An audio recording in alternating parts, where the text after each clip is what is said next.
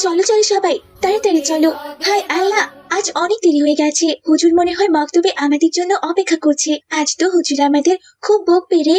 হ্যাঁ হ্যাঁ ফাতেমা, আজ আমাদের সত্যি অনেক দেরি হয়ে গেছে, প্রায় 6টা বেজে গেছে। তাড়াতাড়ি চলো সবাই। এইসব কথা বলতে বলতে ফাতেমা, মাইসা আর মালিহা মক্তবের দিকে যাচ্ছিল। আর এদিকে মিলিও সকাল সকাল গান শেখার জন্য তার ওস্তাদের কাছে যাচ্ছিল। হায় হায়, একে তো আজ ওস্তাদের কাছে যেতে দেরি হয়ে গেছে। তার উপর ওস্তাদ যে গানটা আমাকে কাল মুখস্থ করতে দিয়েছিল সেটাও তো আমার মুখস্থ হয়নি। আজকে কি যে কপালে আছে আমার, সেটাই তো বুঝতে পারছি না। আমি এক কাজ করি, যেতে যেতে একটু প্র্যাকটিস করে নি বাবা। এই জীবন তোমাকে দিলাম ও বন্ধু, তুমি শুধু ভালোবাসা দিও বন্ধু, তুমি শুধু ভালোবাসা দিও। ওমা, তারপর যেন কি ধুর, মাথা দিয়ে তো আর কোনো কিছু আসছে না। এসব বলতে বলতে মিলিও তার ওস্তাদের কাছে গান শিখতে চলে গেল। কি ব্যাপার ফাতেমা, মাইশা, মালিহা, আজ তোমাদের মক্তবে আসতে তো দেরি হলো কেন? আমি সেই কখন থেকে তোমাদের জন্য অপেক্ষা করছি। আরবি শিক্ষা এত আলসেমি করলে তো চলবে না। আরবি হচ্ছে আমাদের দ্বীনি শিক্ষা। এই শিক্ষা আমাদের মুসলমানদের সবাইকে অর্জন করতে হবে। তা না হলে যে আমাদের আখিরাত, হাসরের মাঠ, পুলসিরাত সবখানেই বিপদে পড়তে হবে। তাই নাকি হুজুর? আরবি শিক্ষার গুরুত্ব এত? আরবি শিক্ষার অবহেলা করলে আমাদের আখিরাত, হাসরের মাঠ, পুলসিরাত এগুলোতে বিপদে পড়তে হবে। কিন্তু হুজুর, আখিরাত, হাসর, পুলসিরাত এগুলো কি? এই সম্পর্কে তো আমরা কোনো কিছুই জানি না। ও আচ্ছা ফাতেমা, তুমি তো ঠিকই বলেছো। এসব সম্পর্কে তো আমি তোমাদের সাথে কখনো আলোচনাই করিনি। আজকে আমি তোমাদের আখিরাত, হাসরের মাঠ আর পুলসিরাত সম্পর্কে বিস্তারিত আলোচনা করব। তাহলে মন দিয়ে শোনো ফাতেমা, মাইশা, মালিহা। মৃত্যুর পরে জীবনকেই আখিরাতের জীবন বলা হয়। আখিরাতের জীবনের প্রথম ঘাঁটি হচ্ছে কবর, আর জান্নাতে যাওয়ার প্রথম ঘাঁটিও কবর।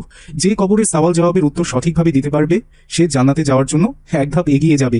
তাই নাকি হুজুর? তাহলে কবরে আমাদের কি কি প্রশ্ন করা হবে? কবরে 3টি প্রশ্ন করা হবে ফাতেমা। প্রশ্ন 3টি হচ্ছে মান রাব্বুকা, অর্থাৎ তোমার রব কে; মান দিনুকা, অর্থাৎ তোমার ধর্ম কি; মান নাবিউকা, অর্থাৎ তোমার নবী কে।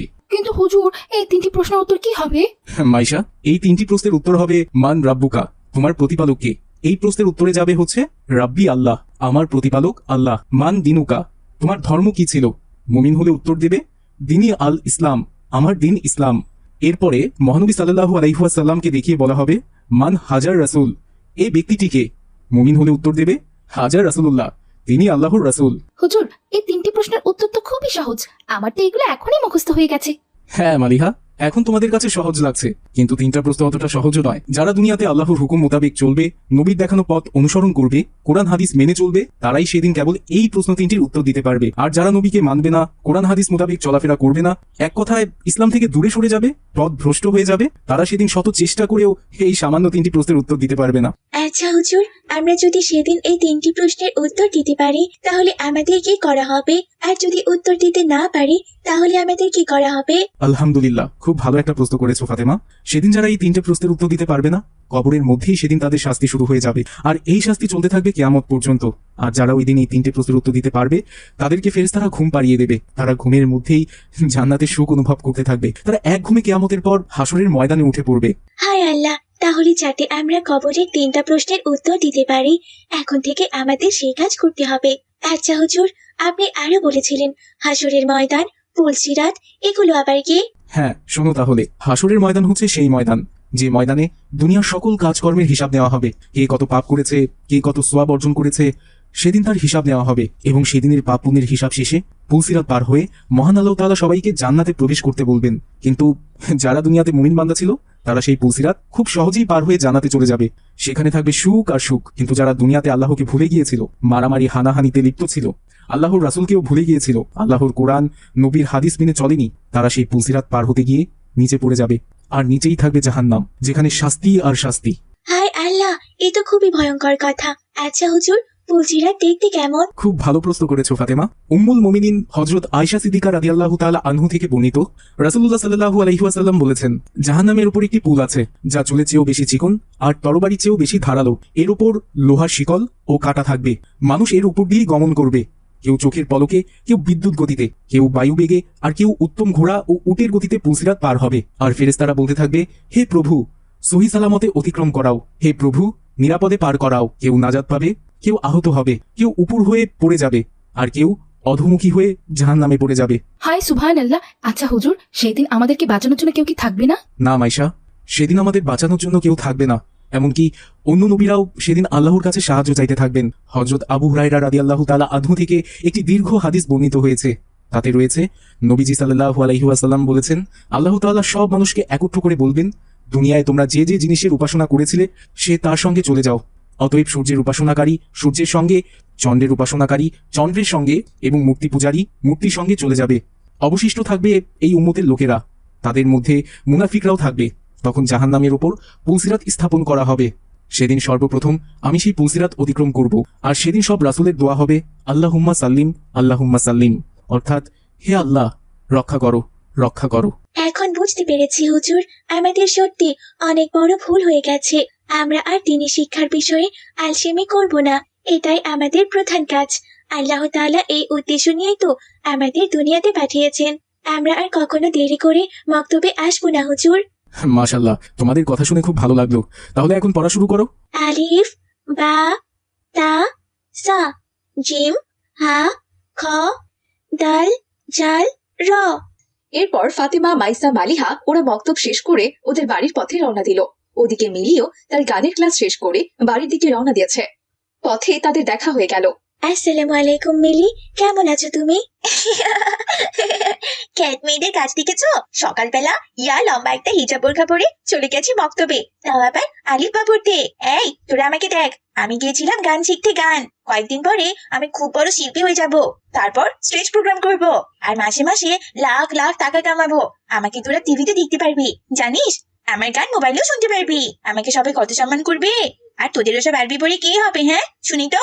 এসব তুমি কি বলছো মিলি? আমাদের দুনিয়ার সম্মানের দরকার নেই, আমাদের দরকার আখিরাত, হাসর আর পুলসিরাত। ওই দিনে যদি আল্লাহ তাআলার কাছে ক্ষমা পাই তাহলে আমরা অনেক খুশি হব। ওই দিনে আল্লাহ তাআলা আমাদের সম্মানিত করবে। দুনিয়ার ক্ষণস্থায়ী সম্মানের আমাদের কোনো দরকার নেই বোন। সম্মান অর্জন করতে হলে দুনিয়াতেই করতে হবে, তাহলে সবাই দেখবে, আখিরাতে নয়। বুঝেছিস তো? মিলি, তুমি এখনো ভুল ধারণা নিয়ে আছো। দুনিয়া আমাদের কাছে কিছু না, এই দুনিয়া আখিরাতের শস্যক্ষেত্র মাত্র। আমাদের মৃত্যুর পরে অনন্তকালের জীবন পড়ে আছে, যে জীবনের শুরু আছে কিন্তু শেষ নেই।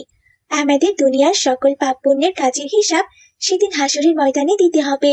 আর সেদিন যাদের নেকির পাল্লা ভারী হবে তাদেরকে পুলসিরাত পার হয়ে জান্নাতে যেতে দেওয়া হবে, আর যাদের পাপের পাল্লা ভারী হবে তাদেরকেও পুলসিরাত পার হতে পারবে না, জাহান্নামের মধ্যে পড়ে যাবে। জানো কি বলি ফাতেমা? পুলসিরাত? পুলসিরাত আবার কি রে? পুলসিরাত হচ্ছে হযরত আয়েশা সিদ্দিকা রাদিয়াল্লাহু তাআলা আনহা থেকে বর্ণিত। রাসূলুল্লাহ সাল্লাল্লাহু আলাইহি ওয়াসাল্লাম বলেছেন, জাহান্নামের উপর একটি পুল আছে যা চুলের চেয়েও বেশি চিকন আর তরবারির চেয়েও বেশি ধারালো। এর উপর লোহার শিকলও কাটা থাকবে, আর মানুষ এর উপর দিয়ে গমন করবে, কেউ চোখের পলকে, কেউ বিদ্যুৎ গতিতে, কেউ বায়ু বেগে, আবার কেউ উত্তম ঘোড়া ও উটের গতিতে পুলসিরাত পার হবে। আর ফেরেশতারা বলতে থাকবে, হে প্রভু, সহি সালামতে অতিক্রম করাও, হে প্রভু, নিরাপদে পার করাও। কেউ নাজাত পাবে, কেউ আহত হবে, কেউ উপর হয়ে পড়ে যাবে, আর কেউ অর্ধমুখী হয়ে জাহান্নামে পড়ে যাবে। তাই নাকি ফাতেমা? এ তো খুবই ভয়ঙ্কর কথা। হায় আল্লাহ, আমি কত পাপ করেছি। নামাজ কালাম তো কোনো কিছুই পড়ি না, নবীর দেখানো পথেও চলি না, সব সময় গান বাজনা এগুলো নিয়ে ব্যস্ত থাকি। কিন্তু আজ আমি বুঝতে পেরেছি এই দুনিয়া কিছুই না। তোমাদের মতো আমারও আখিরাতের দরকার, আমারও আখিরাতের জন্য কাজ করতে হবে। আমি আজ থেকে গান বাজনা ছেড়ে দিলাম, আমি আর কোনোদিন ওস্তাদের কাছে গান শিখতে যাব না। আমিও তোমাদের মতো আখিরাত কামাই করতে চাই, আমার আর দুনিয়ার কোনো দরকার নেই। ফাতেমার কথা শুনে মিলিও ভালো হয়ে গেল।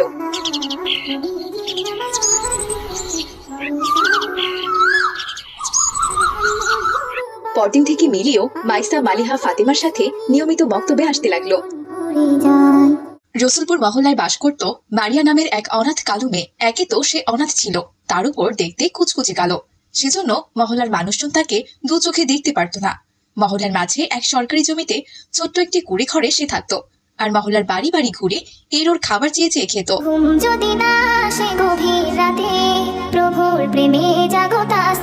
চাচি আম্মা, চাচি আম্মা, বাড়িতে আছো চাচি আম্মা? কে কে আমায় ডাকলো? আরে মারিয়া, তুই এসেছিস? আয় আয়, বস। আমি এখন তোর কথাই মনে মনে ভাবছিলাম, আজকে বাড়িতে পোলাও মাংস রান্না হয়েছে। আয় আয়, খাবি আয়।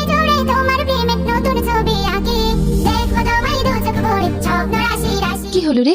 এখানে দাঁড়িয়ে আছিস যে? আর এ কি, তোর চোখ দিয়ে পানি পড়ছে কেন? কেউ তোকে কিছু বলেছে? চাচি আম্মা, এই পুরো মহল্লায় তুমি একমাত্র আমাকে একটু আদর করো। আর কেউ আমাকে দু চোখে দেখতেও পারে না। অন্য কারো বাড়িতে গেলেই দূর দূর করে তাড়িয়ে দেয়। আরে কি বলিস না পাগলি, সবাই তাড়িয়ে দিল, আমি তোকে কোনোদিন বাড়ি থেকে তাড়াবো না রে। একটা সন্তান না থাকা জ্বালা যে কি সেটা আমি খুব ভালো করেই বুঝি। 20 বছর হলো আমার বিয়ে হয়েছে, আমি এখন পর্যন্ত একটা সন্তানের মুখ দেখতে পারিনি। এই নিয়ে তোর ব্যাপারী চাচা আমাকে কি কম কথা শোনায়? আল্লাহ যদি কালা হলেও তোর মতো একজন সন্তান দান করতো, আমি যে কত খুশি হতাম। রেহানা যখন মন খারাপ করে এসব কথা বলছিল তখনই সেখানে রমজান ব্যাপারী চলে এলো। রেহানার কথা শুনে রমজান ব্যাপারী বলল, কি বললে রেহেনা? ওর মতো কুচকুচে একটা কালো মেয়ে হলেও তুমি খুশি হবে? আমি জীবনেও খুশি হব না। আল্লাহ আমাকে সন্তান দিক বা না দিক, তবুও আমার ওর মতো কালো মেয়ের কোনো দরকার নেই। এইসব আপনি কি বলছেন? আপনি তো সবসময় আফসোস করেন যে আমাদের যদি একটা সন্তান থাকতো, তাহলে এখন আপনি এমন কথা কেন বলছেন? হ্যাঁ হ্যাঁ রেহেনা, আমি সন্তান চাই, তবে ওর মতো কালো মেয়ে নয়। আমার সন্তান হবে ফুটফুটে সুন্দর, বুঝেছো? ব্যাপারী চাচা, দেখবেন মহান আল্লাহ তাআলা একদিন আপনার মনের আশা ঠিক পূরণ করবেন। আমি দোয়া করে দিলাম। শুনেছি অনাথের দোয়া আল্লাহ তাআলা খুব তাড়াতাড়ি কবুল করে নেন। অনাথদের দোয়া তাড়াতাড়ি কবুল হলেও তোর মতো কালো অনাথের দোয়া কোনোদিন কবুল হবে না। তুই তো একটা অপয়া মেয়ে, জন্মের পরেই বাবা মাকে খেয়েছিস। তুই যতদিন আমার বাড়িতে আসা যাওয়া করবি, আমি শিওর ততদিন পর্যন্ত আমার কোনো সন্তান হবে না। রেহেনা, তোমাকে আজকে বলে দিলাম, কান খুলে শুনে রাখো, এই অনাথ কালো মেয়েটা আর যেন কোনোদিন আমার বাড়িতে না ঢুকে। এই আপনি কি বলছেন? মারিয়া আমার বাড়িতে আসে বলেই আমি সন্তান না হওয়ার দুঃখটা ভুলে থাকতে পারি, আর আপনি ওকে আমাদের বাড়িতে আসতে নিষেধ করেছেন? আমি ওকে ছাড়া থাকতে পারবো না। আচ্ছা, ওকে ছাড়া থাকতে যদি না পারো তাহলে যাও, ওর কুটির ঘরে গিয়ে থাকো। আমার এই আলিশান বাড়িতে তোমার কোনো জায়গা নেই। আর আমি তো চাই যে তুমি এই বাড়ি ছেড়ে চলে যাও। তুমি আমাকে সন্তান দিতে পারো না, তোমাকে এই বাড়িতে রেখে আমার কি লাভ? তুমি চলে যাওয়া মাত্রই আমি আরেকটা বিয়ে করব, সে নিশ্চয়ই আমাকে সন্তান দিতে পারবে। চাচি আম্মা, ধন্যবাদ তোমাকে। আমার আজ খেতে হবে না। তুমি আমাকে অনেক ভালোবাসা দিয়েছো, কিন্তু আমি চাই না তুমি আমার জন্য এই বাড়ি ছাড়া হও। আমি জন্মের পর আমার মা বাবাকে হারিয়েছি, সেজন্যই আমি দুঃখে কষ্টে বড় হচ্ছি। কিন্তু আমার জন্য তুমিও দুঃখ পাও, সেটা আমি একদমই চাই না। আমাকে তুমি যেতে দাও চাচি আম্মা। এই কথা বলে মারিয়া সেখান থেকে চলে গেল। মারিয়া চলে যাওয়ার পরে রেহানা বেগমের চোখ দিয়ে পানি পড়তে লাগলো।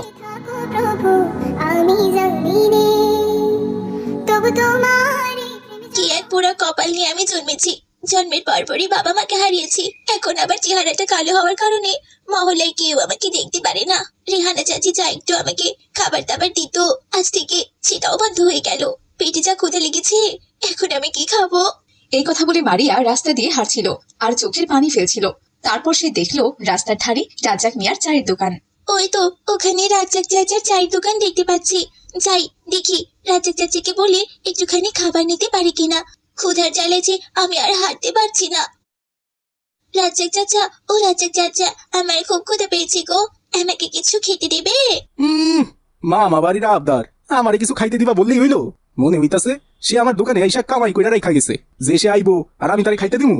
এই ভাগে এখান থেকে, কোনো খাবার পাবি না তুই। চাচা, তুমি আমার সাথে এমন করছো কেন? আমার যে খুব ক্ষুধা পেয়েছে, খাবার খেতে না পারলে যে আমি মারাই যাবো। দয়া করে আমাকে একটু খাবার খেতে দাও না রাজ্জাক চাচা। আচ্ছা আচ্ছা ঠিক আছে, তোরে খাইতে দিতে পারি, কিন্তু এক শর্তে। ওই যে দেখতে পাইতাছোস ওখানে অনেকগুলো চায়ের কাপ নোংরা হইয়া পইরা আছে, তুই যদি ওইগুলো এখন পরিষ্কার করে ধুইয়া দাস, তাইলে আমি তোরে একটা রুটি খাইতে দিতে পারি। আচ্ছা ঠিক আছে রাজ্জাক চাচা, আমি এক্ষুনি তোমার চায়ের কাপগুলো ধুয়ে দিচ্ছি গো। এরপর মারিয়া রাজ্জাকের চায়ের কাপগুলো ধুয়ে নিয়ে এলো। রাজ্জাক চাচা, এই নিন আপনার চায়ের কাপ আমি পরিষ্কার করে ধুয়ে দিয়েছি। এবার আমাকে একটা রুটি খেতে দিন না রাজ্জাক চাচা। এই ল তোর রুটি। চাচা, আপনি না বললেন আমাকে একটা ভালো রুটি খেতে দিবেন, আর এখন আপনি কিনা আমাকে কালকের বাসি পচা একটা রুটি খেতে দিচ্ছেন। এই বাসি পচা রুটিটা খেলে তো আমার অসুখ করবে। ওরে বাবা, যেই না একটুখানি কাজ করছে তার জন্য নাকি তারে ভালো রুটি খাইতে দিতে হইব? এই তোর রুটি খাওয়ান লাগবো না, আমার রুটি আমারে দিয়া দে। চাচা, তুমি আমাকে এইভাবে বলছো কেন? আমি তো কাজের বিনিময়ে একটা রুটি চেয়েছি, আর তুমি? আচ্ছা ঠিক আছে, তুমি আমাকে দাও, আমি এই বাসি পচা রুটিটাই খেয়ে নিচ্ছি। এরপর মারিয়া সেই বাসি পচা রুটিটা খেতে খেতে বাড়ির দিকে রওনা দিল। এভাবেই সেই দিনটি কেটে গেল। পরদিন সকালবেলা রেহিনা তার স্বামী রমজান ব্যাপারীকে বলল, আসসালামু আলাইকুম, আপনাকে একটা কথা বলতে চাচ্ছি। আপনি কি মারিয়ার একটু খোঁজ নিয়ে দেখবেন মেয়েটা কোথায় আছে? কি বললে রেহেনা? আমি যাবো ওই কালো কুৎসিত মেয়ের খোঁজ নিতে? এটা তুমি কি করে ভাবলে? ও আমার বাড়িতে জীবনেও আসতে পারবে না। আমি যেটা একবার বলে দিয়েছি সেটাই হবে। ওকে যদি আর একবার আমার বাড়িতে দেখেছি তাহলে আমি ওকে মেরে কবরে পাঠিয়ে দেবো, সাথে তোমাকেও। এই আমি বলে দিলাম। আপনি এভাবে বলছেন কেন? মেয়েটার প্রতি কেমন যেন আমার একটা মায়া জন্মে গেছে। ওর বাবা মা কেউ নেই, ছোট্ট একটা কুটির ঘরে থাকে। কাল সারাদিন কি খেলো না খেলো আমার খুব চিন্তা হচ্ছে, তাই আপনাকে বলেছিলাম ওকে একটু দেখে আনতে। আচ্ছা ঠিক আছে, ওকে আপনার ডাকতে হবে না, আর ওকে আপনাকে মেরে কবরেও পাঠাতে হবে না। এরপর রমজান ব্যাপারী রাগ করে সেখান থেকে চলে গেল। এদিকে সকাল হতে মারিয়া খাবারের খোঁজে বের হলো। যাই, একটু রেহানা চাচির বাড়িতে যাই। কালকে তো শুধুমাত্র একটা বাসি পচা রুটি খেয়ে দিন পার করেছি। খুব ক্ষুধা পেয়েছে। রেহানা চাচির কাছে গেলে নিশ্চয়ই আমি পেট ভরে খেতে পারবো। কিন্তু পরক্ষণে মারিয়ার মনে পড়লো যে কালকে রমজান চাচা তাকে সেই বাড়িতে যেতে নিষেধ করেছে। আরে আরে, আমি তো ভুলে গিয়েছিলাম। কালকে তো রমজান চাচা আমাকে ও বাড়িতে যেতে নিষেধ করেছে। তাহলে আমি কোন মুখ নিয়ে যাব? না না, আমি আর ও বাড়িতে যেতে পারবো না। যাই, অন্য কারো বাড়িতে যাই, গিয়ে দেখি কাজকর্ম কিছু করে দিয়ে খাবার খেতে পারি কিনা। এরপর মারিয়া সেখান থেকে শিকদার বাড়িতে চলে গেল। শিকদারের বউ লামিয়া খুবই মডার্ন ছিল। মারিয়া তার কাছে খাবার চাইতে গেল। সে বলল, আমি খাবার দিতে পারি তোকে, তবে এক শর্তে। আগে আমার এই বাড়ির সমস্ত কাজ তোকে করে দিতে হবে। যদি সব কাজ ঠিকঠাক মতো করতে পারিস তাহলেই খাবার পাবি, তা না হলে পাবি না। এবার তুই বল, তুই কি আমার শর্তে রাজি? আচ্ছা ঠিক আছে চাচি, আমি তোমার সমস্ত কাজ করে দেব। আর তোমার সব কাজ শেষ হলে তারপরেই আমি খাবার খাবো। কি ব্যাপার, তুই চাচি কাকে বললি? আমাকে কি দেখে তোর খ্যাত মনে হয়? আমাকে মালকিন বলবি, মালকিন, বুঝেছিস? তা না হলে একটুও খাবার পাবি না, এই বলে দিলাম। আচ্ছা ঠিক আছে মালকিন, আমি আপনার সমস্ত কাজ করছি। এরপর সারাদিন ধরে মারিয়া লামিয়ার বাড়ির সমস্ত কাজ করে দিল। বিকেল বেলা লামিয়া মারিয়াকে একটুখানি খাবার খেতে দিল। খাবার খাওয়া শেষ করে মারিয়া তার বাড়িতে চলে এলো। কিন্তু সারাদিনে এত পরিশ্রম করে মারিয়ার প্রচন্ড জ্বর আসলো। সে প্রচন্ড জ্বরে কাতরাতে লাগলো। কি জ্বর এসেছে রে বাবা! খুব জ্বর এসেছে। মাথাটা কেমন ঝিমঝিম করছে। আল্লাহ সাহায্য করো। এভাবে জ্বরে মারিয়া কাতরাতে লাগলো। এরপর রাত হয়ে গেল। রাতে রমজান ব্যাপারী স্বপ্নে দেখলো কে যেন এসে তাকে বলছে, এই রমজান ব্যাপারী, তুই একজন নিমখারাম মানুষ, তোর হৃদয়ে কোনো দয়া মায়া নেই। এজন্যই আল্লাহ তাআলা তার রহমত থেকে তোকে বঞ্চিত করে রেখেছে। তুই তো মানুষকে ভালোবাসতেই শিখিসনি, তাহলে তুই তোর সন্তানকে কি করে ভালোবাসবি?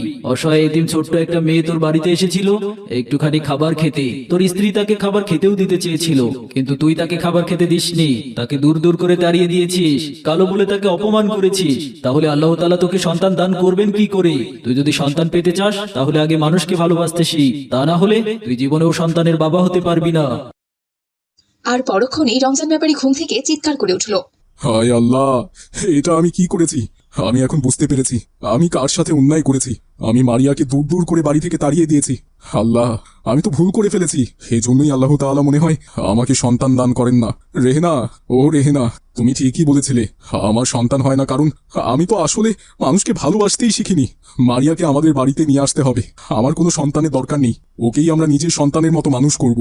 সত্যি বলছেন? আপনি মারিয়াকে আনতে যাবেন? আমি যা খুশি হয়েছি। আমিও না আপনাকে এই কথা বলতে চেয়েছিলাম। আমাদের সন্তান দরকার নেই, আমরা মারিয়াকে আমাদের নিজের মেয়ের মতো করে মানুষ করব। উঠুন উঠুন, উঠে পড়ুন, উঠে ফজরের নামাজটা পড়ুন। আমরা ফজরের নামাজ শেষ করেই মারিয়াকে আনতে যাব। এরপর ওরা ফজরের নামাজ শেষ করে তাড়াহুড়ো করে মারিয়ার কুটির ঘরে চলে গেল। আর গিয়ে দেখলো মারিয়া জ্বরে কাতরাচ্ছে। সারা রাত সে ঘুমাতে পারেনি। তারপর তারা মারিয়ার কাছে ক্ষমা চেয়ে তাকে বাড়িতে নিয়ে এলো। বাড়িতে এনে তাকে ডাক্তার দেখালো। ডাক্তার মারিয়াকে ঔষধ দিয়ে গেল। আর আস্তে আস্তে মারিয়া সুস্থ হয়ে গেল। মারে, আমাদের ক্ষমা করে দে। আজ থেকে তোর আর কোনো কষ্ট হবে না মা। আমরাই তোর বাবা মা। আজ থেকে তুই আমাদেরকেই বাবা মা বলে ডাকবি, আমাদের বাড়িতেই থাকবি। তুই যে আমাদের নিজের মেয়ের মতো মা। কি বললে? আজ থেকে তোমরাই আমার বাবা মা? আমি যে কি খুশি হয়েছি। আমার আজ খুব ভালো লাগছে। আমি আমার বাবা মা পেয়ে গেলাম, আলহামদুলিল্লাহ। আল্লাহ, তুমি আমার মনের কথা শুনেছো। তোমার দরবারে লাখো কোটি শুকরিয়া আল্লাহ, লাখো কোটি শুকরিয়া।